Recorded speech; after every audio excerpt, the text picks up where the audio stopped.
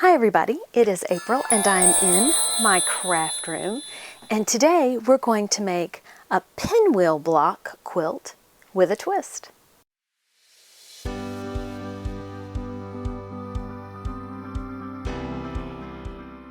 So this is the block we're going to be making. I was perusing the internet and found this free pattern for Jolly Pinwheels, and the pattern is by Andy Knowlton.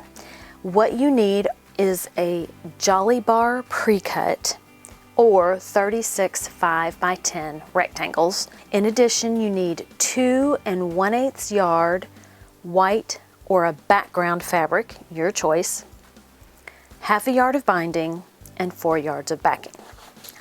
I'm going to be using this layer cake or stacker or whatever the company that makes these 10 by 10 squares calls their 10 by 10 squares. This fabric is by Canvas and it is called Blue Horizon.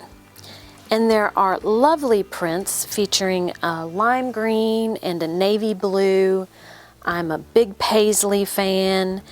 And there are flowers, and just it's a fun, bright collection. My background fabric is going to be a mixture because I don't have enough white on white, which is what I like, of one fabric. This white on white with a kind of a big paint splatter is by Wilmington. And this white on white paint splatter, and I'm hoping I get just the right angle, is by Northcott. So I'm gonna mix and match, and if you don't like to mix and match, that is absolutely fine. Just make sure you have 2 1/8 yards of the background fabric that you want to use, unlike me. The first thing I need to do, because I don't have Jelly Bar fabric, pre-cut fabric, because I don't have pre-cut Jelly Bar fabric, is I have to take my 10 by 10 squares and I need to cut them in half.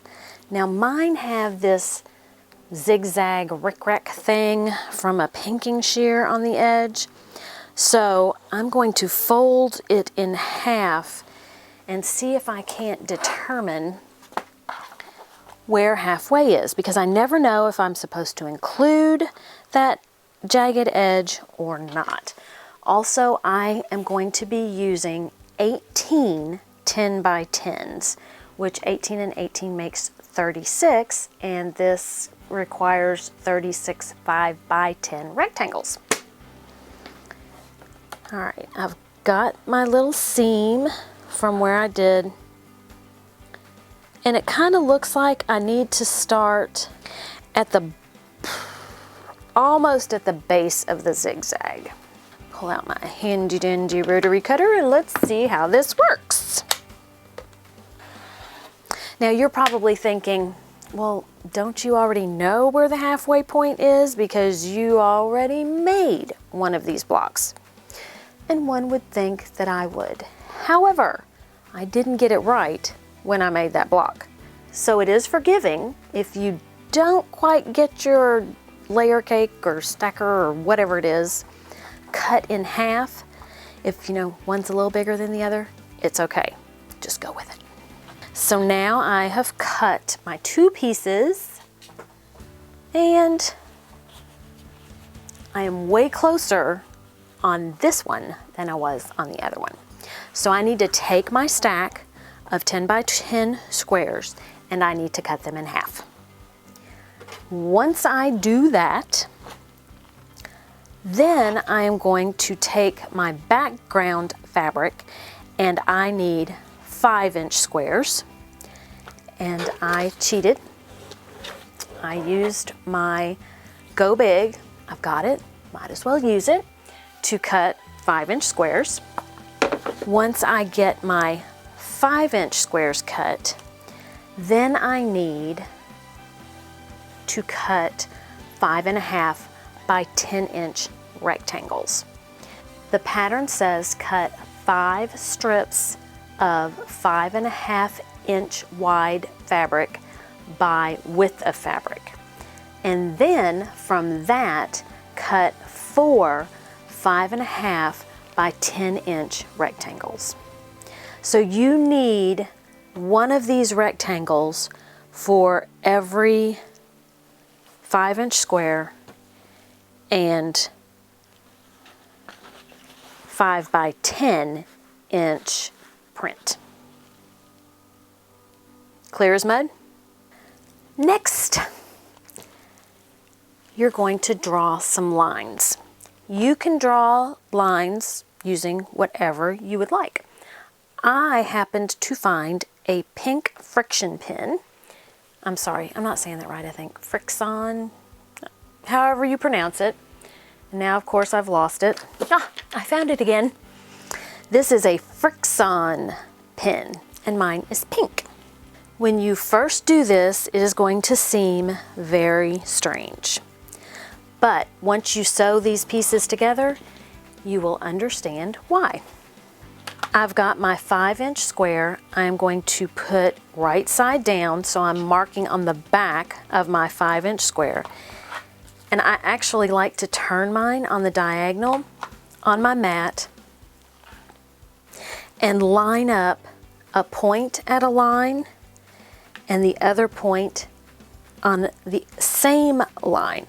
So I have a line to draw from here to here. It takes a minute. Once you get going, they line up pretty quickly.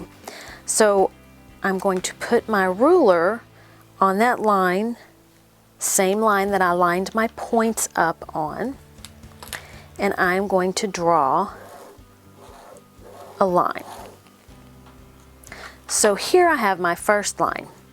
Now you are going to sew another line 1/2 inch away from the line marking the center. Right now, it doesn't make any difference at all which side of this line you mark on. I'm going to just line up the line I just drew on my 1/2 inch mark, and then I'm going to draw another line. Here I have my 5 by 10 piece of fabric. Here is my diagonal line going towards the top, and now the second diagonal that's closer to the point on the square needs to be further towards the top of the 5 by 10 rectangle. Then I'm going to sew here, and I'm going to sew here. Now I have sewn on each line. Now what I want to do is I want to cut in between these two lines. Now I know that these two lines are 1/2 inch apart.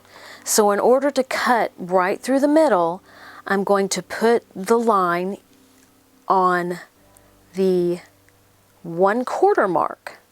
And that way I know when I cut in between the two lines, it's in the middle.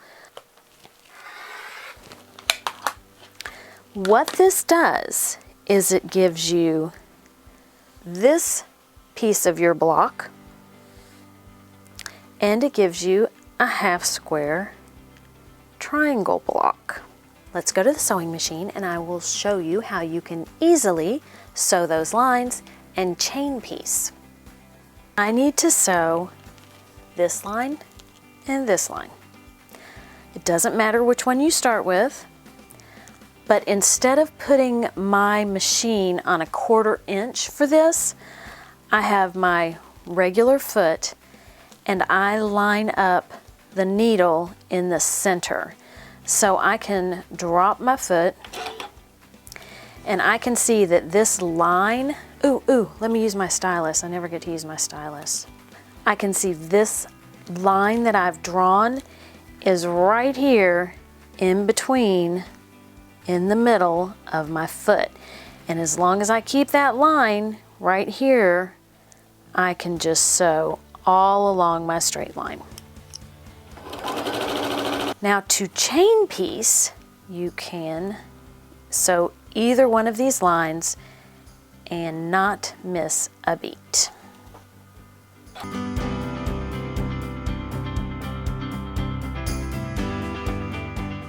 Now what we're going to do is put these two pieces together.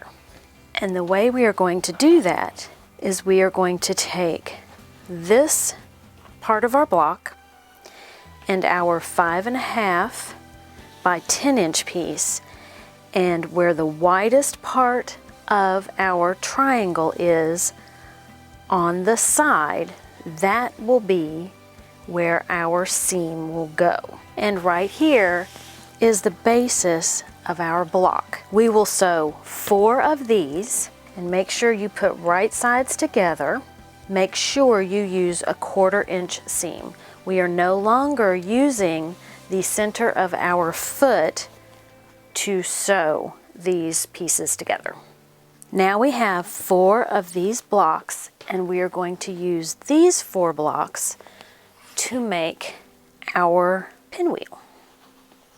So our first block goes like that. Our second block goes like this. Our third block is like this. And our fourth block is like that. So you take this block and sew them together, and you have this. Now I'm going to sew these 2 blocks together, and you have this. Now you are going to match the center of this, where these seams come together, and this seam in the center of this part of the block. And you can push your seam over so that they nest. And if you want, you can put a pin in it or you can clip it. And again, you're using a 1/4 inch seam now. And here is your pinwheel block. We are going to make 9 of these. These are 19.5 inch blocks, so these are big blocks. So let me put the rest of mine together. I will come back and show you what I'm going to do for the border. As you can see, I have finished all 9 of my blocks. I just tried to make it so that the same fabric didn't connect where the pieces of the pinwheel were. That's pretty much it. So I'm going to sew these together, and then I'm going to show you some options for your border.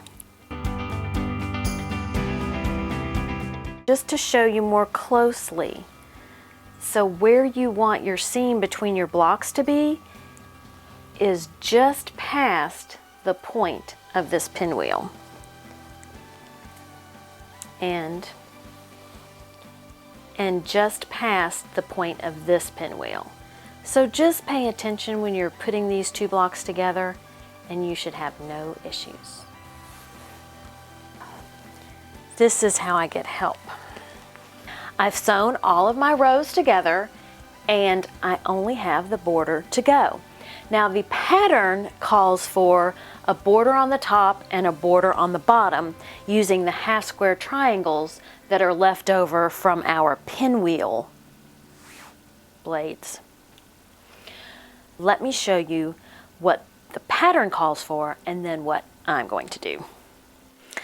What the pattern calls for is taking these half square triangles, which are left over from making our pinwheels, and when you see them after you've made your cuts, it looks like this. When you open it up and press it, it is a square. So what you do with those is you cut off the little flaps that are on either side, here and here. And once you cut off those little wings, I guess, then you have this little block. Now what you do in order to follow the pattern is you sew those blocks together and you make flying geese. Now these aren't true flying geese, but they do look like flying geese. And this is what you would use as the border on the top and the bottom for your quilt. I am not going to do that. I'm going to take this fabric by Moda. Let me hold it up so you can see it. It's Zen Chic Spotted by Moda. And I'm going to make skinnier borders on either side and thicker borders on the top and the bottom so that I have a rectangular quilt. Right now I have a square and it's about 58.5 by 58.5. So since I've determined that I'm going to use this as my border, I'm going to cut my fabric. I will need 3 strips for the sides, and I'll need 3 strips for the top and the bottom. So I'm thinking 3.5 for the sides, and let's go 5.5 for the top and the bottom.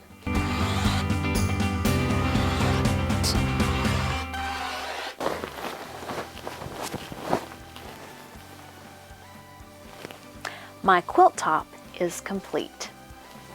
And if you can see, there are actually secondary patterns of pinwheels where the white on white fabric is. This feels very springy and fresh. I think all the white on white fabric makes it just really crisp, and it makes me think of spring. And since it is spring, this is the perfect quilt to be making. I don't know if you noticed or not, but I do have on a t-shirt and it says Rowan County Regional Quilt Show. And I found out that Rowan is not the correct pronunciation. It is Rowan County. So just wanted to throw that out there. And I had a really fun time. They hadn't had a quilt show in 2 years, so this was the first one. And they were very friendly. The quilts were beautiful. We had to vote. That was hard. That was really hard. I do not envy any judge because I can't even imagine having to make that decision. But I did want to throw out a thank you for the person in my comments who invited me to the quilt show. And their name is not coming to me right away, but thank you so much. I wouldn't have even known about it if you hadn't told me. Does the time change bother anybody else like it affects me? I have not felt like doing anything for the past week, except feel sorry for myself because I lost an hour and somebody took it from me. Just had to share that. Have a great day. Eat some chocolate and be kind to everyone. Until next time, bye. Don't get chocolate on the white part of your quilt. Jelly bar, jelly bar, jelly bar, jelly bar.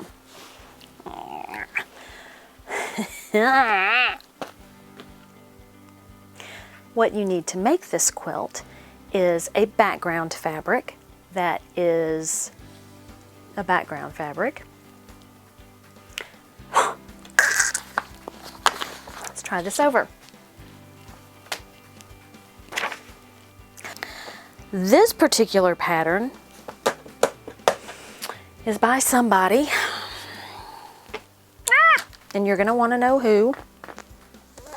And I think I threw away the quilt. That is a lie. This that are 5 1/4 inches, not 5 1/4. Kitty walking down below, huh? Yeah. No.